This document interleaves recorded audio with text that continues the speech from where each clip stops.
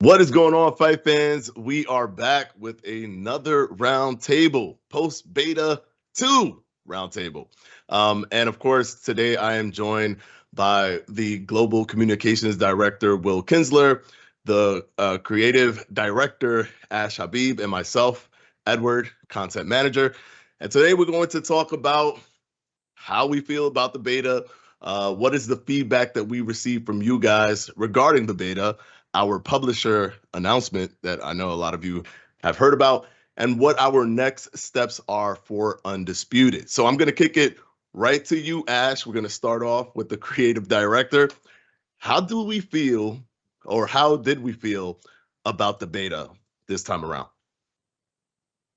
So this time around, I felt the beta went really well. We got some really good data back from the community and also some really valuable feedback. After the first beta, we kind of acknowledged the issues that we had with regards to matchmaking, connection issues that a lot of our players had. So our primary focus for the second beta was, testing that connection process, matchmaking process again. And the feedback that we've had it's been pretty fantastic in terms of the matchmaking.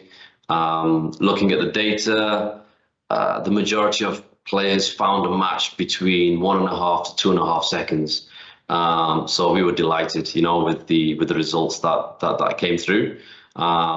But obviously, now that the matchmaking side of things, we felt we're in a good place, it then allowed us to actually, see what some of the actual challenges in game were. So there were a few really valuable bits of data that came out of that. But overall, really positive response. Delighted to see players enjoying the game, playing it with the mindset of, this is a boxing game. So that aspect was really great to see. And just touching on from a response point of view, our Steam reviews were around 92-93% overall. So yeah, we were delighted, absolutely. It went pretty smooth. One thing that shocked me more than anything, because I'll consider myself probably one of the better players out here, is how much I was pushed by the community. How the skill from the community overall, I guess, with the tutorial, with the longer play time, they were able to pick up on some things, and they actually made me have to adjust in fighting them. So I think that was very impressive. What was your experience with that, Will, when it came to going into the community beta 2, and what's the vibe that you got from the community through that experience? I mean, the first thing is like, listen, people are very patient waiting for this game. I consider myself to be one of those people being patient for this game, right? Because, and people maybe don't think about this, right? But like as developers, like on the developer side, like our goal is to get the game out, right? We want to have that experience. So it's like I kind of feeling right now like how probably a lot of players are, which is like we had our fun moment and now we're being patient again, right? And going and the team is going back and doing all the hard work. So like the first thing is like, yeah, it feels like exhilarating to have people playing the game, and then you see people playing it in the way that you envision, right? So like I played a lot of fights during the beta. Every day I played at least 20 fights. And so people were better, like you said. People were really pushing me and pushing the specific styles, that where like the first beta we'd play and I kind of could see people really were just trying to get their footing, and obviously they only had so many hours to play, whereas having it open, the whole weekend, I got into a bunch of fights where I was like, oh wow, like I'm really having to be thoughtful and make adjustments. And like there was one fight where I got way behind and I was like, oh, I have to slow the pace of this fight down if I'm gonna have a chance. And I had to win like I think 3 or 4 rounds in a row just to get a draw on the cards. I liked seeing the sort of the way that people would kind of figure out who their fighter is that they wanted to use. I mean, a lot of us, sort of had a variety, but like you'd see people that are like, yeah, I'm using Rocky Marciano and I'm trying to stay on top of Deontay Wilder and, not give him room to let his hands go. Or, I played a lot with Wilder, I think probably more than any of the other fighters that I used. And I would always be excited when I came up against an Usyk because I felt like I was really having like a lead foot position battle with people where I'm like, oh man, like I can't, people are getting outside. I can't throw my jab. This is like a orthodox versus southpaw matchup, and I am having a hard time lining up my right hand. I really got to be outside with that lead foot if I'm going to land this punch. So yeah, I mean, it was amazing. And of course, we got a ton of feedback, and we got to try some stuff out, right? Because we made changes during the course of the beta, did some experimentation. I don't know how many 5, 6, 7 updates we put out over the course of the weekend. Some of them to fix bugs, but some of them just kind of reacting to what's happening, where we're looking at things like stamina and certain punch values and stuff, which is going to continue, I think, well into early access. But yeah, it was just really fun, and the community was awesome and making amazing content, and yeah, I can't wait until we can get the game back into everyone's hands again. Yeah, so basically from everything you just said, it makes me feel like, yeah, beta 2 was somewhat of a success. We had a successful beta 2. So with that in mind comes the inevitable question of when can the community get their hands on this game moving into that early access period? What can we tell them about that? What can we give them about this? Well, we're not doing another beta. I mean, we can say that. Listen, there's work that still has to happen in order to get a game out. If you can guess, we're probably not super far away from it, but there are things that we have to do in order to sort of finalize it. And so, yeah, we're asking for a little more patience, and we know how hard it is. And we're reading Discord every day, seeing people saying like, they're looking every day to see when we're gonna make an announcement about the date and stuff like that. And so we're sympathetic to those people because we really want to get to that date too. That's what this is all about. Just need a little bit more time to finalize some stuff. We will get there. And of course the team has been working really hard as well, and we've got holidays. We want to give people an opportunity to rest up, go into the new year, where I think you can expect to hear from us, and we'll get you back in the game as soon as we can. Is that fair to say, Ash? Is that I thread the needle appropriately there? Yeah, no, pretty much nailed it. Will pretty much nailed it. Yeah, I mean, it's we're getting closer, right? We're getting closer, and that's what the beta test was for us, just to make sure that we are on the right track, and there's no huge gremlins out there, before we go into early access. Yeah, and it's not about the game's got to be perfect, right? Like, we understand the process of early access is we're gonna put a game out there that has even more content in it than what everybody's already seen. That means more fighters. That means things like fighting against AI and other things that you haven't seen during early access. And so we know that, yeah, we're going to continue to tune balance when we get there. We're going to continue to look at all the different feedback that people are giving us. So it's not about us trying to make it perfect. It's just there are certain things that have to happen in order to get a game live, and we're just working through some of those final things. All right. So with the fact that we had the beta and we're not having any more betas, we consider it a success. But moving forward towards early access, people want to know what from that beta, what did we take from it, and what are some of the areas of focus that we'll be pushing and improving upon moving into early access. I'll go ahead and throw this to you, Ash.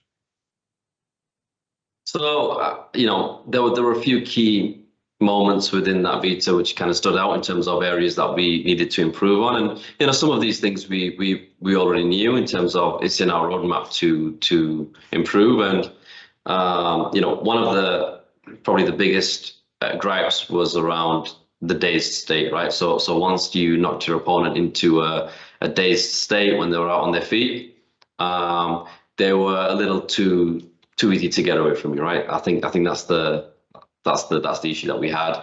So you ended up chasing them around the ring, trying to knock them down, and by the time you felt you had them in position, they'd recovered. So that was one of the main pieces of feedback we had. So yeah, we're looking to make some changes, and even post early access, we'll be reviewing some of the mechanics in the game and improving those. So that was one of the aspects. Obviously, the other side of the equation is all around balancing, right? In terms of how easy it is to maybe put somebody into a dazed state, or even people who experienced complete flash knockouts. My sole loss was due to a flash knockout. So I think that's an area that we've got to be careful about and make sure it's balanced. So people don't feel it's just completely random out of nowhere.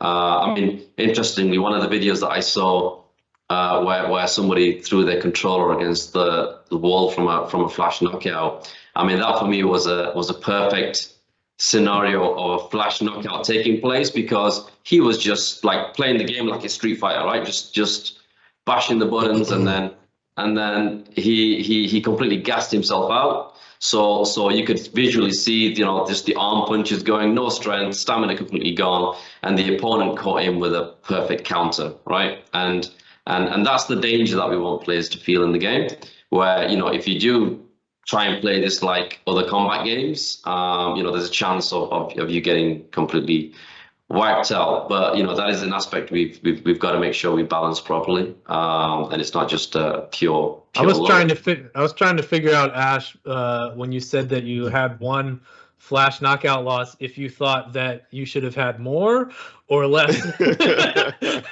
with how you play the game. I mean, look, I mean, this is. I mean, for me, it was like, wow, this has kind of worked out pretty amazingly, even though it gave me a loss. Yeah.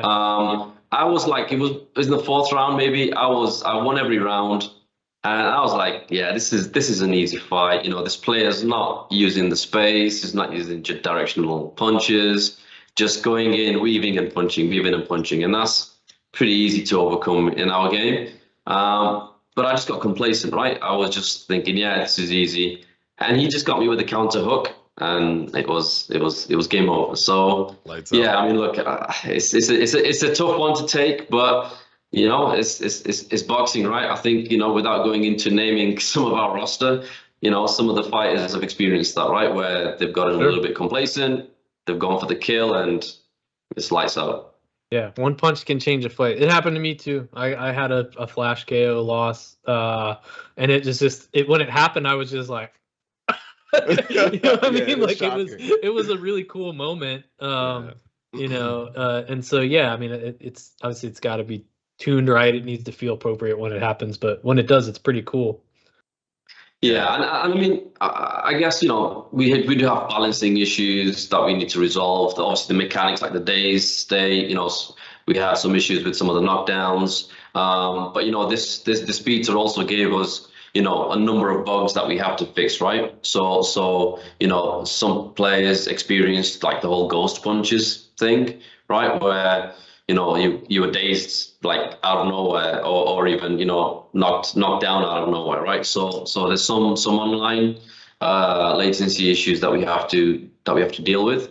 I mean, overall, in terms of experiencing button lag and rubber banding, things like that you get in some online experiences, we were pretty happy with the performance of that, but obviously there's some issues that we can't just launch into early access with those. So we're working hard to get those fixed. And I just want to touch on the content that we released in this beta as well, right? Where we could have gone in with the same venue, the same fighters, and just have this as a pure matchmaking test, because that's what it was. But throughout the development of Undisputed, we wanted to try and give our fans as much as we can, which is why we said no. We're just going, we're going to go in and have 8 fighters in this beta with a couple of venues, a training mode as well. So we're constantly pushing ourselves to try and deliver the best, experience to the community. All right.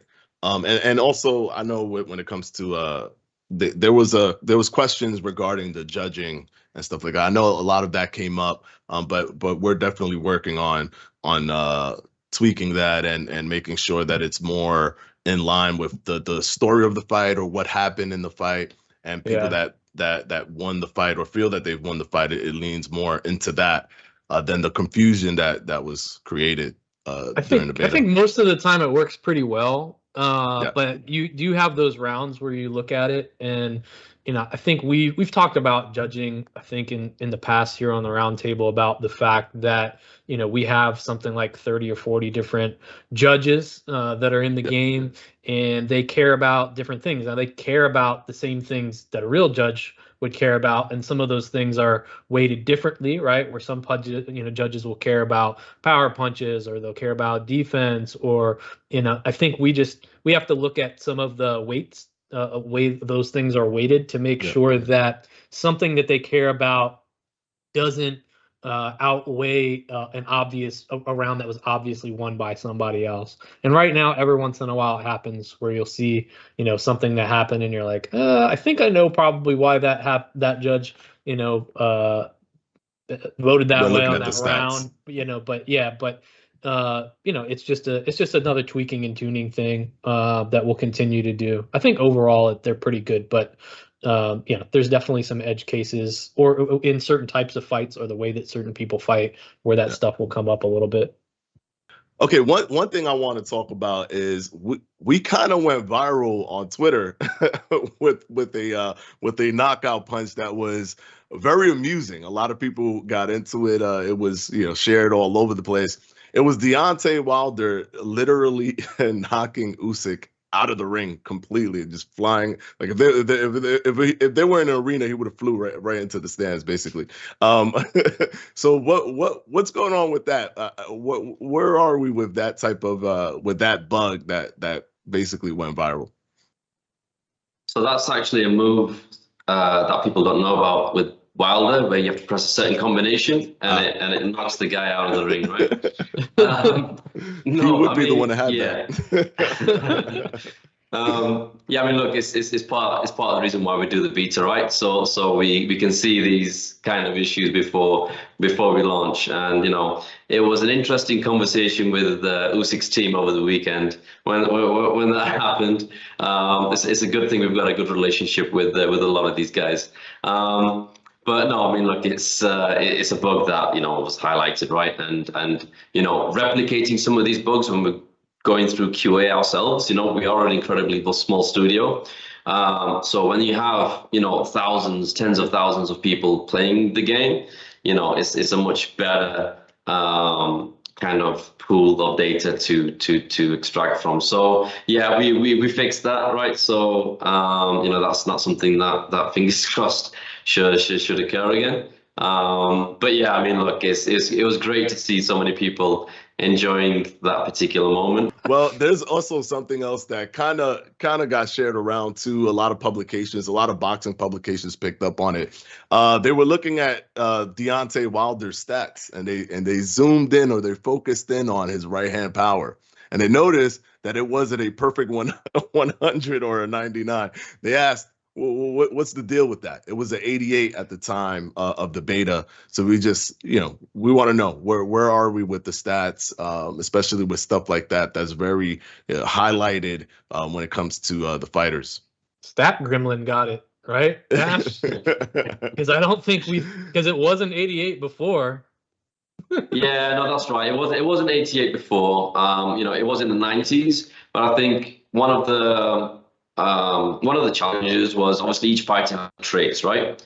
And it was almost like once you calculated behind the scenes, like what all the traits did and what that did to people's stats, it makes for some interesting reading. And our view was Wilder's punch power should be in the 90s if you just look at it at a basic level without having to go behind the scenes and look at the traits and how that impacts stats as well. So, what I will say on stats is, I don't think we'll be able to please absolutely everybody, but at the same time, we are going to change and adjust some of the fighter stats that we've seen in the game, because clearly, Deontay Wilder needs to have a higher punch power than that. Although, Usyk may disagree if he sees that video again. But yeah, his stats are going to be very, very important to us. And look, it's why we have, partners like CompuBox, right? In terms of, statistics and their in-depth knowledge of some of these fighters as well. So yeah, I mean, that is an area that we're going to constantly be looking at. Yeah, but I think I would also say, stats they tend to be controversial, right? Because people will look at them and kind of split hairs over certain things. But I think there's two things, right? Like there's the number value, and then there's, does this fighter feel right to me in the game? I think we want to get the number value right. We want it to be representative. We probably care more about, does this fighter feel the way that they're supposed to?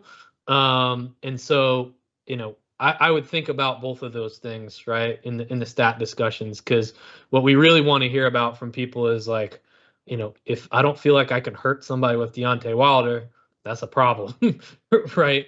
I don't think we heard that, right? But we did hear, why is this number, not as high as I expected to be, which, affects your perception of things. But, we're always going to want to hear about, how does a fighter feel? Do they feel right? In addition to the number value. Yeah. So let us know if you don't think he was actually powerful enough. We definitely would want to know that. But I think we mostly heard about the number and less about, because I don't know about you guys. I was knocking people out with Deontay Wilder. I was scared to play Deontay Wilder, man. That dude would hit you with one right hand and it was over. So I don't know. I think in game it felt like Deontay Wilder to me. All right, so let's move on to an interesting thing. I know a lot of people were privy to this or got wind of this and seen the information out there, but we've partnered with a publisher, Plaion, and I know people want to know more about this. They want to know, what does this mean for Undisputed, and so I'll pass this on to you, Will, so you can let the community know about that. Yeah, so I mean, I guess the first thing is, like, from our perspective, this feels really good. Obviously I'm answering the question here, but this is a thing that Ash has been working on for a very long time, that a number of people have been working on at SCI for a very long time to make this happen. And choosing a publisher is like a pretty complex thing. It's almost like getting married or something like that, where it's like you got to find the one that's the right fit, and will work with the the way that complements you and that sort of thing. And so, yeah, we are in a publishing agreement with Plaion, which is a really awesome publisher that has a lot of experience and a lot of resource. And the reason that we're doing that is because we made an authentic boxing game that we want to as many people as possible that we can experience it. And boxing is a global sport. SCI is a very small studio. We're always going to develop most of our resources towards game development and making games better, and we're not building like a huge publishing team. There's a handful of us, on that. Most of them are on this call right now, that deal with publishing stuff. But we also make content in one language, right? And we know that there's people all over the world. So you link up with a publisher so that they can help you reach as many people as possible across different regions. Publishers have a lot of different resources that you can tap into to be able to make better content for your marketing. They have, those sort of global pipelines and distribution. And then, also they have relationships with, Xbox and PlayStation. That way, when we get into, full launch on consoles, that we're doing everything that we can to reach as many people as possible, and make sure that we're serving our players all around the world, and not just English speaking, but reaching as many people as we possibly can with Undisputed. It's very much a partnership with us. It's a way for us to hopefully reach as many people as possible. And we're very excited about it. So All right. And I think with that, we could go ahead and end this round table. I'm super stoked for the future of Undisputed. I want to thank everyone that played in the second beta. We appreciate all of your feedback. I do want to remind you you can wish list Undisputed on Steam. The link will be down in the description box below. And we'll see you guys next year. Thank you so much, guys. Peace out.